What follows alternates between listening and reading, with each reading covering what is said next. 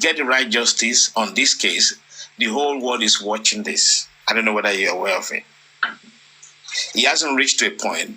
At one point, this case will go to the United Nations for human rights to intervene. At one point. All we need to do is keep pushing, don't give up, keep pressing. But what I will not subject myself to is a false narrative. You know, because false narrative doesn't have any leg to stand on. It just creates an emotion, superficial emotion. That's why I don't like the false narrative. People telling story or scripting story as if they were actually there. I will not. But you know, I quoted the statement of the father. Remember, I quoted the statement of Baba MOHBAD. I'm not referring. And that's why I brought that scenario. Like it has happened, and it might be that's what happened. Because for me, for the fact that Wummi is quiet, it shows to me that she knows something that, like, maybe the death of MOHBAD has to do with her. Because if the death of your husband has nothing to do with you, I don't think you have any reason to be quiet, to be saying that my lawyer said I should not talk, I should not talk. What? If you talk what? You are not the one that did it. So why are you afraid? Like, you should not talk. Maybe you can shot yourself in the leg or what? Are you here? Are you understanding me? So you see, if the death of your husband has nothing to do with you, then you have no reason to be quiet about it. You have to be furious. You should be the one that will be shouting more than us on this social media. Because one, you are pained that you have lost the father of your son, that you are never going to get back, like your child will never get any father like MOHBAD again. Listen, I can say the same thing. Number two, I can say the same thing. I can say the same thing of Baba too. Baba yes, should be wait, even let me more, finish first. Baba should be even more pain. More, all of them, like right? The mother, the actions. Father, and the wife. Because if maybe Wummi can feel that she can get another husband, but she can still get the feeling that my son is never going to get another father, and maybe, not even maybe, I have so many things to explain to my child. And thinking of that headache tomorrow, Wummi taking her time explaining to Liam what really happened to MOHBAD is not an easy headache if you are a caring mother. You have to be thinking about that. Wummi, to be explaining to Liam tomorrow what by your father, what really happened, because all this what is on social media is really going to stay there forever. Nothing going out of it. So Liam will grow up very soon and see all of this. So thinking of that first, that what am I going to tell my child? That should make you furious, first of all. So like MOHBAD, Papa MOHBAD and Wummi should have been the three people that would be shouting. If only what happened to MOHBAD they have no clue of. If really what take MOHBAD out of this world, they have no clue, no nothing. Like you are confused. What really happened? What killed my husband? What killed my child? What killed my son? You should be more furious.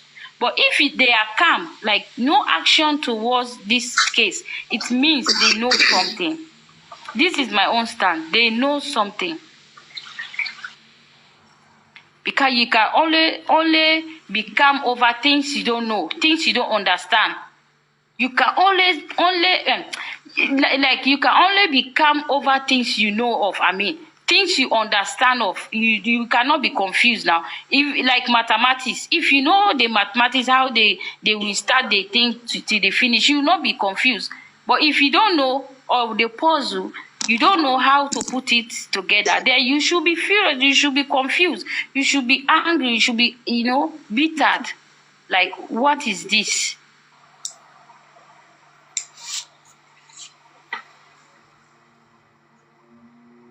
I mean, one of the reasons why she will not speak is just simple.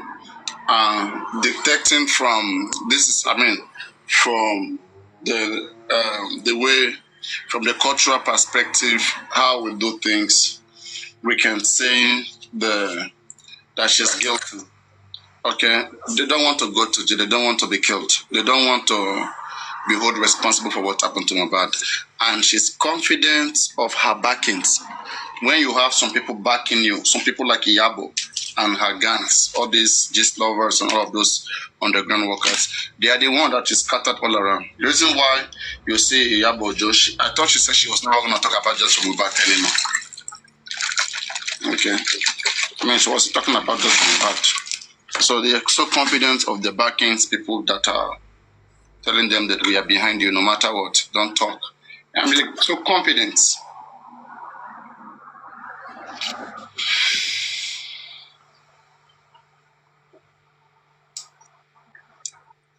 And that just only shows that it is a thing of group. It is a thing of group. If Wummi was an individual, she wouldn't have been able to even go this far. Because this is against the odd. It's against all odd. It's against the demand of the society. The society requires people to speak up when something happens. That's what the society demands. So, and it is an obvious way of dictating. Even before, the law enforcement agency detect what happened, people want to know that they are safe. People want to be safe. What if the same thing that killed MOHBAD? What if it's something magical that is killing people all around? Are we not going to talk about it? The police isn't talking about it, it's not giving us raw information. You who is there again, you're not going to give us raw information? Come on now. We're logical beings. We're reasonable people. We'll say that this is not how it's supposed to be until we call her out and we believe that all is wrong with Wummi. Wummi is not innocent. And Wummi should be held. Wummi should be held. And Nigerians will not forget. They will not forgive Wummi. They will not forgive her. Unless she will not be relevant again anymore in Nigeria about any fucking thing. She's going to remain with her Iyabo and all of these people that are backing her and against all odds. Because whenever her names come out, I'm sure she's going to change her name. That's one thing for sure I know. MOHBAD don't get justice. Because she will know how many people she will have angered by this nonsensical way of life. And she might pay dearly. She might pay dearly. Things like this, we just watch. The times you just talk a little bit and then you watch, you see. It's crazy. And that's just what her lawyer is doing. Because now, the things she's, countering that they should not ask Wummi, questions she thinks they will not ask Wummi now. But those questions can be asked in court. So that's why they are trying so hard for the case not to reach to court.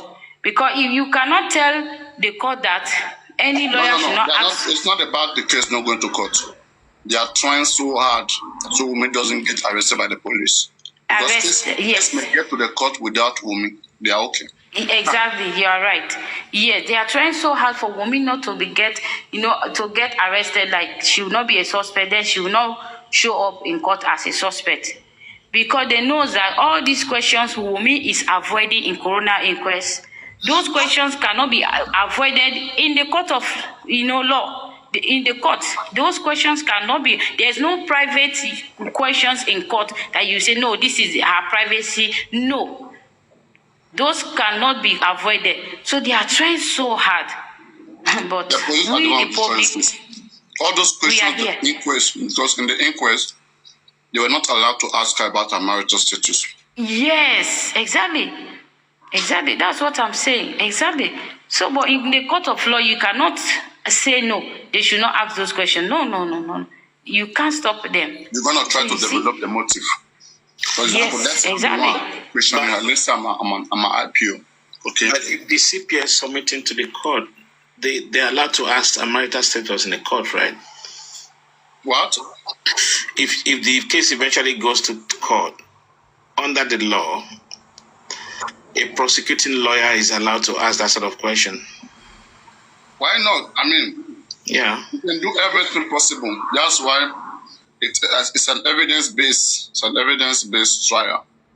So you have to establish a prima facie. If your prima facie shows that's evidence at first sight, if that is the direction that nailed her, then it should be it. She can be nailed. If you see the case Awolowo took 1949, Justice Pottard, the British man at the time, our court was still under the British people. So the king, Oba Deniro Ateogboye, at the time, killed a young lady. The young lady called, what's her name? Adediwura. Okay, like Oba sent people to go get the child, and the child was used for sacrifice, was killed. And they take an oath immediately that nobody shall confess of this. That was the oath. And the parents of these children, they went, of the lady that was taken, they went looking for the lady all around, checking everywhere. They didn't see. Our daughter, they were having sex in their house, okay, while their daughter were playing outside. So, I mean, just after they decided to chill together, both of them having fun. So, I mean, and then the king is there to do sacrifice, to do cleansing. Imagine, king is using other people's children for cleansing. That's why sometimes question the human right that we have got. We have all of these ancient things. It's time those things go away. Let us enforce human right. Let everybody, at least, let everybody be guaranteed of safety. Okay, which the Constitution has given to all of us. And all this thing of one man being above another man, impunity, this is nonsense. It should be far gone. Okay, enough is enough. We are over those days. So now, the king decided to kill the little child for cleansing. Okay, to cleanse the palace. To kill someone else's child. And stealing was the right way for the king. Okay, like I just imagine what kind of system. People who say that, culture and all of these things, I don't know where the morality is when those things happen. It's a little child that is supposed to live her life. The child was cut short, was killed. The parents went to the monarch. They were asking for, we have our baby lost. Can you please help us? And the monarch sent out men to go look for the child. This is the monarch who killed the same child. Send people to go look out for the same child. You will never find something. If I lost your thing and then I'm looking for it for you, you never find it. So they went looking, they did their best, they didn't find anything. Then the monarch, let it go. Then the police was contacted. The police, they are British-led police. So, and this is Nigeria. They check everywhere. They ask questions to the extent that even the flight that passed yesterday night was identified. Who passed here? Everybody was under siege. You don't speak, your problem. So any real person that was mentioned, that was seen around, will be traced, will be asked, will be questioned until they caught some of the persons, and with psychological questioning, people will confess. Even all these things that Wummi is doing, if a good questioner came on board, who is Wummi now? Wummi will be paid. If I just bring Wummi, put Wummi, give me the constitutional power to investigate Wummi. I will ask a question that will make her submit. She will confess that she did it or whatever, or she knows about who did it. That's very simple. It's very, very simple. I'm just so shocked that our police don't have the professionalism to this stage, okay, to this stage of 2024, that they are able to use psychology to get information. And we'll be here wasting our time and shouting and, okay, saying that, oh, these guys are innocent. Police should understand already before, when they tell that camera was damaged. If indeed camera was damaged, police should be having alternatives. Have you taken the phone of all of these guys? Have you checked what are the findings? Police is part of the reason why the investigation is not going very well. They are not doing effort. They are doing everything to silence the case, to make the public not push this case far ahead. And they don't know that the damage they are doing to the society is getting damaged, getting destroyed, of criminality increasing every day. And these are the criminality, okay, that accumulates together and become a very huge, that becomes a threat to everybody. If it happens here, oh, you say it's man, no man, I know this person, you cover it. It happened elsewhere, they cover it. In Sokoto, they cover it. In Calabar, they cover it. They cover their friends. Then in the whole country, you have criminal. You have criminals existing in the whole country. And they are not threats to all of us. Whereas we could have used some certain ones to set examples and send message to their chairman there that this place, everyone's right is observed. You don't just wake up and take someone's life, you're going to go down for it. You will see them readjusting, and we all have a safer place. It's a shame. It's a shame that I'm not in position of power and seeing this nonsense that is happening. I swear to Almighty God, all of these kids, including who is backing them, will go to jail. They will rot in jail. They will rot in jail. Okay? And I know that their days are numbered. They will continue to do this. This is how they have fun when they kill and they count scores. They count scores. They have fun. They laugh. We are the one who care about how to make the society better, how to make Nigeria better, give ourselves good name. These kids don't care. These kids, they do the worst things in the society. They carry drugs all around. They abuse people.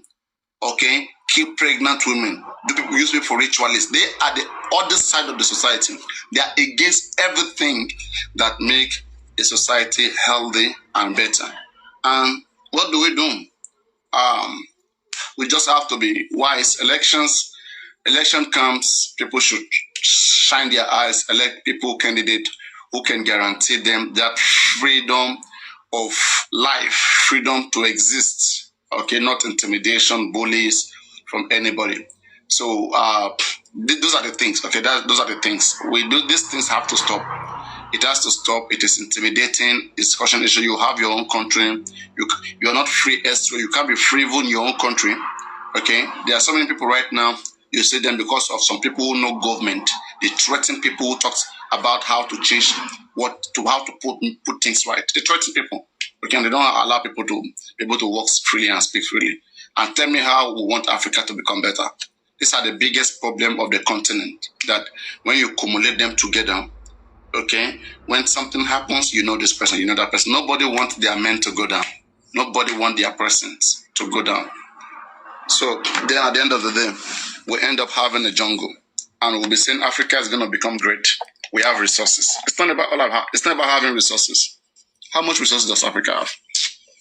In fact, even if you begin to dig let's say we begin to dig all our resources and use it lavishly,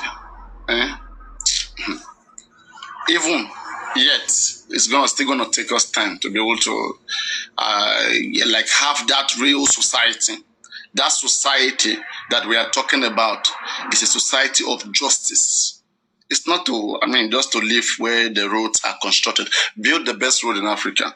But humans don't have justice. We don't have sense of living.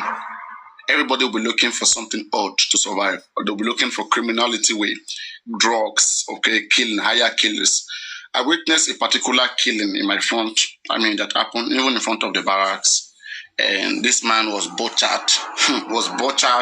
It's just like anybody who knows about politics, this killing of Gamal Khashoggi in the in Turkish embassy or so, like where the man was cut pieces and all his body was packed, was taken he was taken with the people. So this man also, in Lagos, was butchered, chop everywhere. You need to come see people. And how much do they pay these people? Small amount of money. How did they become so vicious like this? It's because this is the everyday belief that if you do anything, you have some backings. You have people going to back you up. So this is the reason why people have those guts to go that extent, because they believe that the person who sent you is going to protect you. And that person who sent that person also have protection from also the government. So at the end of the day, let's say maybe we should say we are Africans, we are not qualified. Our behaviors and our attitude is not qualified to run a society. I think I can say so. Because I don't know how an African society can be criminal free. I don't know how. We have that big problem. It's part of us. And that's why sometimes I speak collectively as African people. Wherever you go, you see African people today, our society, there's one way or the other criminality attached. It's a shameful thing. We don't like to talk about it. We like to compare ourselves with other races. But these are things that eat up our society. Corruption.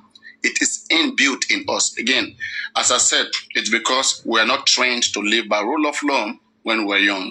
We're only trained to live by religion and culture and what our grandfather, what they used to do 7,000 years ago. That is what we are still doing in 2024.